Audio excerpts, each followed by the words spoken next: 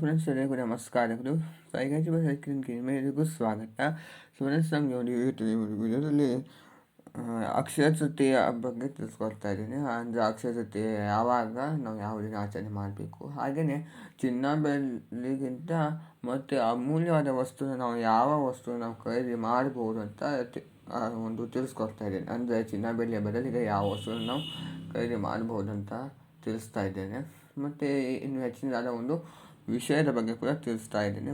ನೋಡೋಣಂತೆ. ಮೊದಲಿಗೆ ನಾವು ಅಕ್ಷಯ ತೃತೀಯ ಯಾವಾಗ ಅಂತ ತಿಳಿದುಕೊಳ್ಳಬೇಕಂತೆ. ಈ ಅಕ್ಷಯ ತೃತೀಯ ನಾವು ವೈಶಾಖ ಮಾಸದ ಶುಕ್ಲ ಪಕ್ಷದ ತದಿಗೆ ತಿಥಿ ಅಂದರೆ ತೃತೀಯದಂದು ನಾವು ಆಚರಣೆ ಮಾಡುವಂಥದ್ದು. ಅಕ್ಷಯ ತದಿಗೆ ಅಂತ ನಾವು ಕರಿತೀವಲ್ವ, ಆ ಕಾರಣಕ್ಕೆ ಇದು ನಮಗೆ ಪ್ರಾರಂಭವಾಗುವುದು ವೈಶಾಖ ಮಾಸದ ಶುಕ್ಲ ಪಕ್ಷದ ತದಿಗೆ ತಿಥಿಯು ನಮಗೆ 19ನೇ ತಾರೀಕು ಭಾನುವಾರ ಬೆಳಿಗ್ಗೆ 10:50 ಪ್ರಾರಂಭವಾಗಿದ್ದು 20ನೇ ತಾರೀಕು ಸೋಮವಾರ ಬೆಳಿಗ್ಗೆ 7:28 ಮುಕ್ತಾಯವಾಗ್ತದೆ.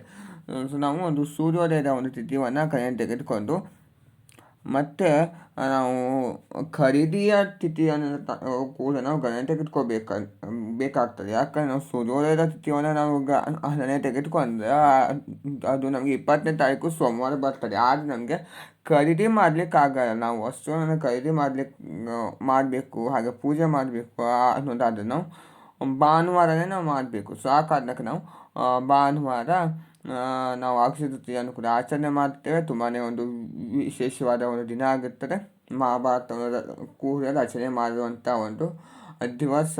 ಹಾಗೆಯೇ ಪರಶುರಾಮ ಜಯಂತಿ ಕೂಡ ನಾವು ಆಚರಣೆ ಮಾಡ್ತೇವೆ.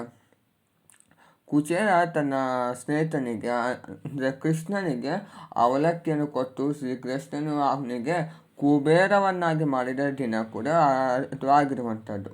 ಮತ್ತು ಮಹಾವಿಷ್ಣುವಿನ 6ನೇ ಅವತಾರ ಪರಶುರಾಮ ಅವರ ಜಯಂತಿ ಜನ್ಮೋತ್ಸವ ಕೂಡ ಆಗಿರ್ತದೆ. ಹಾಗೆಯೇ ಲಕ್ಷ್ಮೀ ಕುಬೇರರು ಶಿವನ ಪೂಜೆಯನ್ನು ಮಾಡಿಕೊಂಡು ಶಿವನಿಂದ ಅಕ್ಷಯ ಪಾತ್ರೆ ಹಾಗೆಯೇ ಒಂದು ಧನ ಸಂಪತ್ತನ್ನು ಪಡೆದು ಶಿವನು ಕುಬೇರ ಮತ್ತು ಲಕ್ಷ್ಮಿಗೆ ಧನವನ್ನು ಕೊಟ್ಟು ಈ ಜಗತ್ತಿಗೆ ನಿಭಾಯಿಸಿದರು ಅಂತ ಒಂದು ಉಲ್ಲೇಖ. ಸೊ ಆ ಕಾರಣಕ್ಕೆ ನಾವು ಅಕ್ಷಯ ದಿವಸ ನಾವು ಶಿವನ ಪೂಜೆಯನ್ನು ಕೂಡ ನಾವು ಮಾಡ್ತೇವೆ, ಕುಬೇರ ಲಕ್ಷ್ಮಿ ಪೂಜೆಯನ್ನು ಮಾಡ್ತೇವೆ, ವೆಂಕಟೇಶ್ವರ ಸ್ವಾಮಿ ಪೂಜೆ ಎಲ್ಲರ ಬಗ್ಗೆ ಕೂಡ ನಾನು ನಿಮಗೆ ಒಂದು ಮಾಹಿತಿಯನ್ನು ಕೊಡ್ತಾ ಹೋಗ್ತೀನಿ.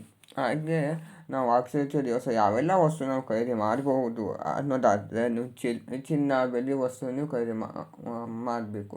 ಅಂದರೆ ಅದರ ಬದಲಿಗೆ ನಾವು ಯಾವ ವಸ್ತು ನಾವು ಖರೀದಿ ಮಾಡಬಹುದು ಅನ್ನೋದಾದರೆ ನಾವು ತಾಮ್ರದ ಒಂದು ವಸ್ತುಗಳು, ಹಾಗೆ ಹಿತ್ತಾಳೆಯ ವಸ್ತುಗಳು ಮತ್ತು ಕಂಚಿಂದು ಆ ಥರ ನಾವು ತೆಗೆದುಕೋಬಹುದು. ಆದರೆ ನಾವು ಕಬ್ಬಿಣದ್ದು ಅಂಥದ್ದೆಲ್ಲ ವಸ್ತು ನಾವು ಖರೀದಿ ಮಾಡಬಾರ್ದು. ಕಬ್ಬಿಣದ್ದೆಲ್ಲ ನಾವು ಮಾಡಿದ್ರೆ ನಮಗೆ ಶನಿಕಾಟವೇ ನಮಗೆ ಹೆಚ್ಚಾಗ್ತದೆ. ಸೊ ಆ ಕಾರಣಕ್ಕೆ ಆ ರೀತಿ ಎಲ್ಲ ವಸ್ತು ನಾವು ಖರೀದಿ ಮಾಡದೇ ಇರುವಂಥದ್ದು. ಅಂದರೆ ಆ ದಿವಸ ನಾವು ಅಂಥದ್ದೆಲ್ಲ ವಸ್ತು ನಾವು ಮಾಡಬಾರ್ದು. ಸೊ ಆ ಕಾರಣಕ್ಕೆ ಸ್ವಲ್ಪ ನೀವು ಎಚ್ಚರ ವಹಿಸಿಕೊಂಡು ನೀವು ಖರೀದಿ ಮಾಡುವುದು ಉತ್ತಮ.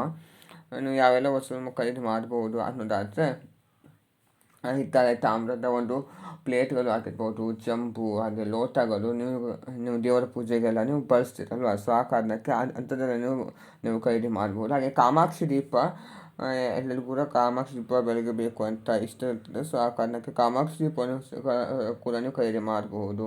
ಧನಲಕ್ಷ್ಮಿ ಕುಂಚಮನ್ನು ನೀವು ಖರೀದಿ ಮಾಡಬಹುದು.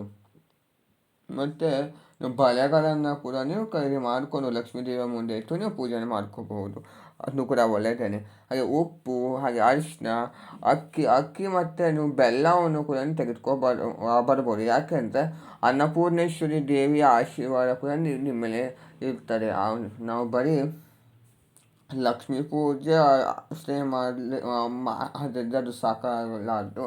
ನಾವು ಅನ್ನಪೂರ್ಣೇಶ್ವರಿ ದೇವಿಯ ಕೂಡ ನಾವು ಪೂಜೆಯನ್ನು ಮಾಡಬೇಕು. ಯಾಕೆಂದರೆ ಅನ್ನಪೂರ್ಣೇಶ್ವರಿ ದೇವಿಯ ಕೂಡ ಶಿವನಿಗೆ ಭಿಕ್ಷೆ ನೀಡಿದ ದಿವಸ ಆಗಿರುತ್ತದೆ. ಸೊ ಆ ಕಾರಣಕ್ಕೆ ನಾವು ಅನ್ನಪೂರ್ಣೇಶ್ವರಿ ದೇವಿಯ ನಾವು ಪೂಜೆಯನ್ನು ಕೂಡ ನಾವು ಮಾಡ್ತೇವೆ.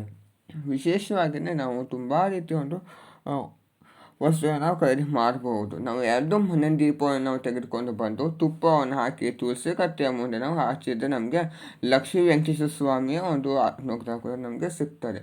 ಆ ರೀತಿ ಕೂಡ ನೀವು ಮಾಡ್ಬೋದು. ನಿಮಗೆ ಏನು ಕೂಡ ಆಗಲ್ಲ ಅಂತಾದರೆ ಆ ಥರನೂ ಕೂಡ ಮಾಡ್ಬೋದು. ಹಾಗೆಯೇ ಕೃಷ್ಣನ ಒಂದು ನವಿಲುಗರಿ ನೀವು 5 ನವಿಲುಗರಿಯನ್ನು ತೆಗೆದುಕೊಂಡು ಬಂದು ನೀವು ವೆಂಕಟೇಶ್ವರ ಸ್ವಾಮಿಯ ಹತ್ತನ್ನು ಇಟ್ಟು ನೀವು ಪೂಜೆಯನ್ನು ಮಾಡಬಹುದು.